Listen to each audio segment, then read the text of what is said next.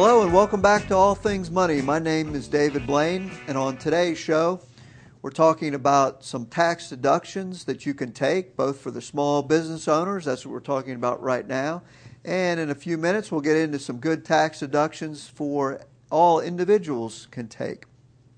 If you have any comments or questions on the show, as always, please give us a call. Our number is 252-633-0107. Our email is allthingsmoney@dlblain.com, and we're located on the internet at www.dlblain.com. There you'll find information about myself, my firm, as well as archived copies of All Things Money. So we were talking about some tax deductions available to small business owners. We were talking before the break about auto deductions. It's a big deduction. It's also one where people get in trouble. Make sure you're keeping your mileage logs. You've got to have some sort of record of when you use your vehicle for business.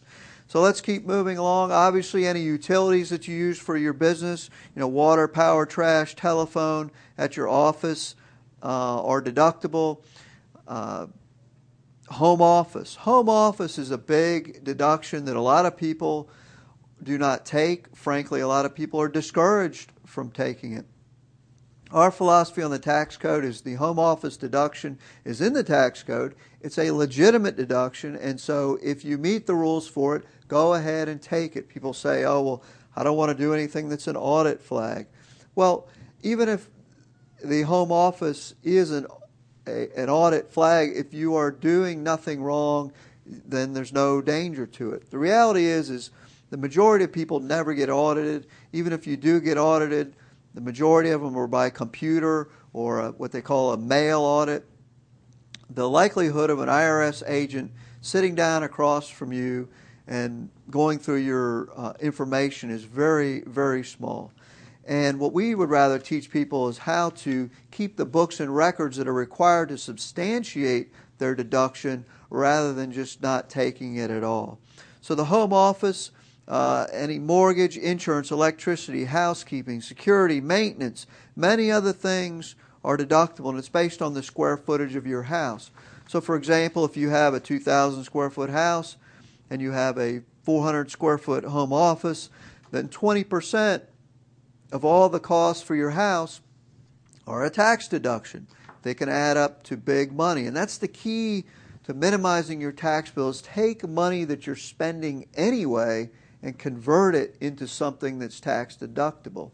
Everyone lives in a home, even if you're paying rent.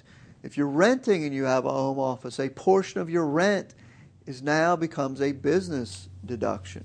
So don't not take deductions you're entitled to just because you're afraid of an audit.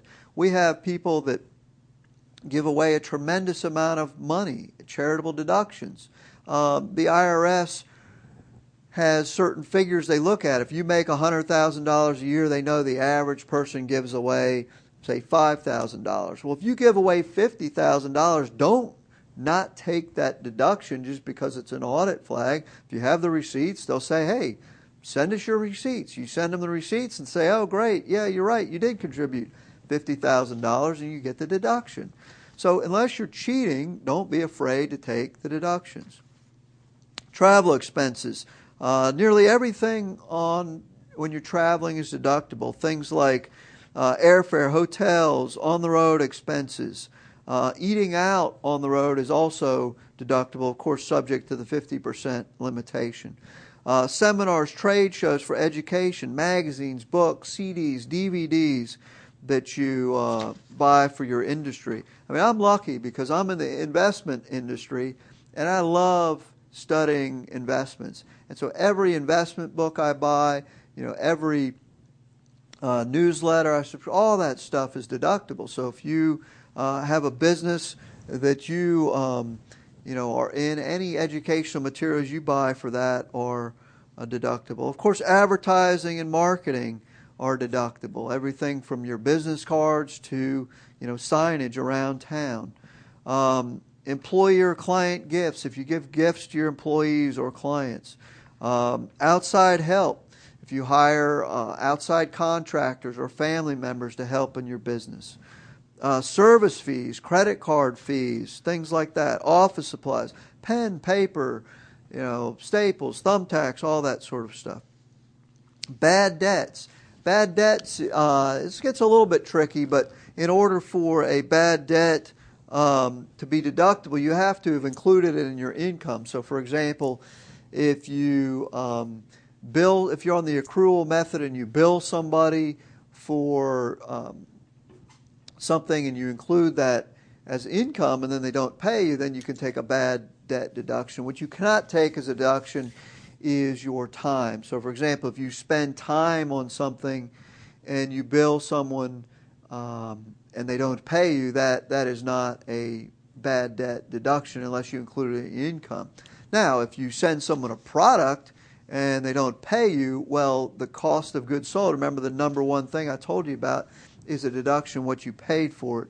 But so that gets a little bit tricky. Professional fees, accountants, lawyers, consulting, things like that, furniture, office equipment, repairs and maintenance, insurance for liability, malpractice, workman's comp, things like that, interest, mortgage interest related to a business, finance charges for credit cards or a loan that you have are all 100% deductible.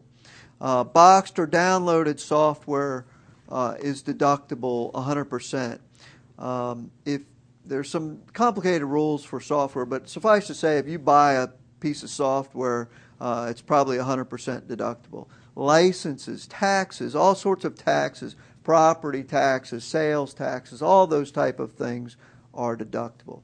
Well, when we come back, we'll talk about some deductions for individuals who don't own businesses. So for All Things Money, this is David Blain.